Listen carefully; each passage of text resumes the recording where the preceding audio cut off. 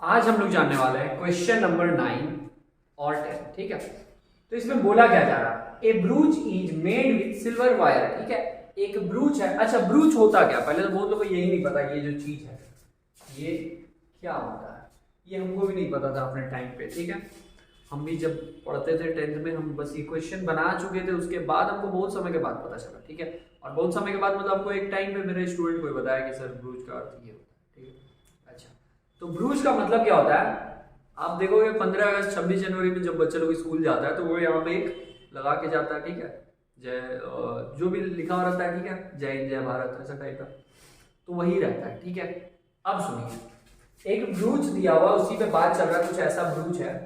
A brooch is made with silver wire. एक brooch जो है वो किसका बना हुआ था, सिल्वर वायर का, in the form of a circle, और वो किस शेप का है, सर्कल के शेप का है। ठीक है, और क्या बोला गया, विथ डायमीटर 35 mm, और उसका जो डायमीटर दिया हुआ है, मतलब कि अगर हम यहां से लें ए और बी, तो ए टू बी कितना दिया इसका, ए टू बी क्या डायमीटर, और ये क्या दिया 35 mm।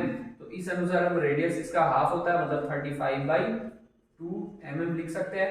सही है, अभी बहुत लोग दिमाग लगा लेंगे, पट से इसको डिवाइड करके 17.5 लिखिएगा, मत लिखिएगा, ऐसे कैलकुलेट करना आसान रहेगा। ठीक है, आगे क्या बोला गया, the wire is also use in making 5 diameter, और जिस वायर का ये सर्कल बनाया गया ना, उसी वायर से 5 डायमीटर इसमें बनाया गया। ठीक है, 5 डायमीटर दिया गया, देखिए काउंट कीजिए, एक तो ये वाला यहां से करे तो एक ये वाला जो यहां से यहां तक गया, एक दूसरा ये वाला जो यहां से यहां आया, तीसरा ये, चौथा ये, पांचवा ये। ठीक है, किसी के भी मन में ये नहीं आना चाहिए कि सर ये भी होगा ये भी होगा, ऐसा नहीं, क्योंकि मेरे भाई यहां से ये स्टार्ट हुआ ना, तो ये पूरा डायमीटर में काउंट हो रहा है। ठीक है, ये वाला यहां तक पूरा काउंट, ये वाला यहां तक, ये यहां तक, और ये यहां तक, मतलब 5 डायमीटर है। ठीक है, और क्या बोला गया आगे, विच डिवाइड, जो ये डायमीटर है 5, ये क्या कर रहा है, डिवाइड कर रहा है सर्कल को कितने पार्ट में, into 10 equal sectors, 10 equal sectors में डिवाइड किया। हाँ कर रहा, देख लो, 1 2 3 4 5 6 7 8 9 10। ठीक है, तो ये क्या किया, 10 इक्वल सेक्टर्स में इसको डिवाइड किया। ठीक है, सेक्टर क्या होता था, याद रखना चाहिए, सर्कल का ऐसा कोई सा भी एक पार्ट होता था, उसको सर्कल कहते, ये सेक्टर कहते थे। ऐसा ही ऐसा वहां पे कितना बना, 10 बना। ठीक है, फाइंड क्या करना है, फाइंड लिखा गया the total length of the wire used. ठीक है, जो टोटल वायर इसको बनाने में जो भी टोटल वायर यूज हुआ होगा वो फाइंड करना है पहला। दूसरा इसका हर एक सेक्टर का एरिया। ठीक है, हम लोग पहला क्वेश्चन सॉल्व करते हैं, इसका जो लेंथ ऑफ वायर है वो फाइंड करते हैं। अब सुना जाए, जो ये लेंथ ऑफ वायर आएगा वो कहां कहां पे पहले यूज्ड है वो देखते हैं हम लोग। ठीक है, लेंथ ऑफ वायर यूज कहां हुआ, एक तो सर्कल बनाने में ऐसा पूरा। ठीक है, तो जब हम सर्कल का बाउंड्री का ये लेंथ फाइंड करेंगे तो फॉर्मूला कौन सा लगेगा, 2πr। ठीक है, सर्कल का बाउंड्री फाइंड करने के लिए फॉर्मूला क्या लगेगा, 2πr। अच्छा, और क्या, तो 5 डायमीटर, 1 2 3 4 5 डायमीटर उसी वायर का बनाया गया। ठीक है, तो क्या क्या चीज, एक तो उसका सरकमफेरेंस, और दूसरा उसमें जो 5 डायमीटर यूज किया जा रहा है वो, उन दोनों को फाइंड करके ऐड कर देंगे, आंसर आ जाएगा। चलिए सॉल्व किया जाए।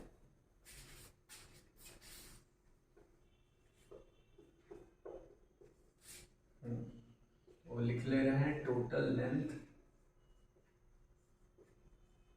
क्या आ जाएगा, सरकमफेरेंस, सरकमफेरेंस प्लस, एक तो सर्कल का सरकमफेरेंस ले लिए, और क्या 5 डायमीटर, 5 डायमीटर।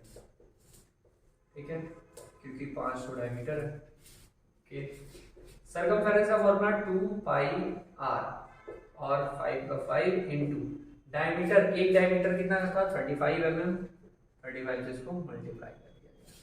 अब सॉल्व किया जाए, 2 पाई का वैल्यू 22/7 रखेंगे, और रेडियस कितना था 35/2, ये 2 से ये 2 कैंसिल, 7 5 जा 35। अच्छा, और यहाँ पे मल्टीप्लाई कर ले तो 175 आएगा शायद, 5 बचे से 5 जो हाथ में बचे।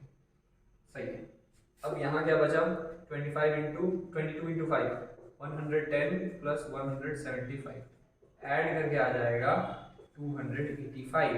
अब अब 285 क्या आएगा, तो mm आएगा, क्योंकि ये इसका यूनिट जो भी चला था mm में था, ठीक है, तो इतना mm। अच्छा mm ही आएगा। बहुत कोई ये डाउट अगर हो कि सर ये mm स्क्वायर होगा, तो ऐसा नहीं, क्योंकि mm स्क्वायर कहाँ लगता है, जब हम एरिया फाइंड करते हैं, ठीक है, तो ये mm में आ गया। ये क्लियर है। आइए हम लोग सेकेंड वाले पार्ट में आते हैं। सेकेंड में यहाँ बोला जा रहा the area of the each sector, सभी सेक्टर्स का एरिया फाइंड करने बोला जा रहा है, ठीक है, मतलब कि जो ये एक सेक्टर है, ये सेक्टर, ये मतलब किसी भी एक सेक्टर का एरिया फाइंड करके बताइए। अब सेक्टर का एरिया फाइंड करने के लिए उसका फॉर्मूला क्या होता है वो याद किया जाए। तो एरिया ऑफ सेक्टर था theta by 360 into pi R square, बस ये। अब इसमें दो चीज चाहिए होता है, एक थीटा और एक रेडियस, ठीक है। अब थीटा और रेडियस, रेडियस पता है आपको, हाँ पता है 35/2, लेकिन थीटा आपको पता नहीं है, एंगल कितना है वो नहीं पता है। तो एंगल पता कैसे करेंगे, सुनिए। हम ये समझ रहे हैं कि टोटल जो इस सेंटर पे जो ये टोटल एंगल बन रहा हो वो कितने का बन रहा होगा, 360, ठीक है, ये पता होना चाहिए कितना, एक किसी भी एक पॉइंट में कितने का एंगल बनता है, टोटल 360 का। और इस 360 एंगल को कितने पार्ट में डिवाइड किया गया, क्या बोला था यार, 10 इक्वल सेक्टर्स में बांटा गया, मतलब ये 360 डिग्री जो है वो 10 इक्वल पार्ट्स में डिवाइड हुआ। तो इसको हम लोग 10 से डिवाइड करेंगे, तो ये 0 से 0 कट गया, बचा गया 36 डिग्री। तो थीटा का वैल्यू मतलब एक सेक्टर का जो एंगल था वो था 36 डिग्री, सही है। तो अब थीटा का वैल्यू मिल गया हमको 36, सॉल्व करते हैं। थीटा की जगह आ गया 36/360, पाई का वैल्यू 22/7 इंटू आर स्क्वायर, मतलब कि 35/2 इंटू 35/2। दो बार क्यों लिख दिए, क्योंकि रेडियस का स्क्वायर था। अच्छा, इसके टेबल में ये कितने बार में 10 टाइम्स में कैंसिल हो गया, 7 5 35 आ गया, ठीक है। 2 से इसको अगर हम कट कर दिए तो यहाँ 11 आ गया। पहले अच्छे से लिख दें साफ सुथरा।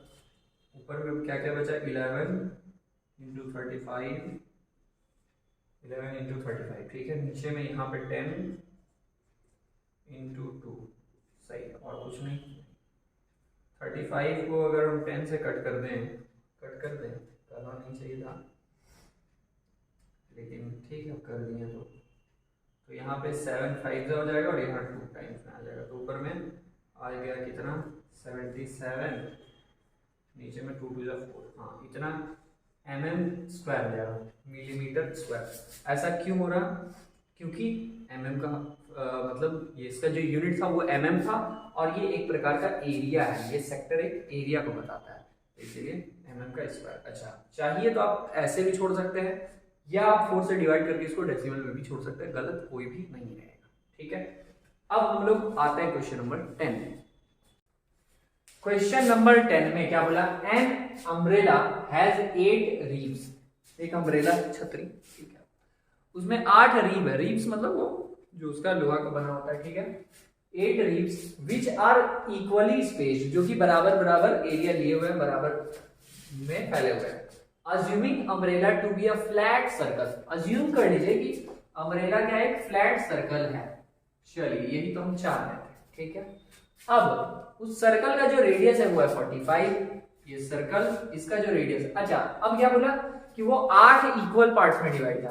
तो हम लोग एक ऐसे दिए, ये लाइन, ये करेंगे तो 4, ये हाँ चलिए ठीक है, ये ऐसा और ये ऐसा, कितना होगा, 1 2 3 4 5 6, 1 2 3 4 5 6, ठीक है, लेकिन यहाँ 8 बोला था। अच्छा, तो इसको फिर से कैंसिल किया जाए और सुंदर से बनाया जाए, मतलब कि हम लोग यहाँ से एक ड्रॉ कर दे रहे हैं, 1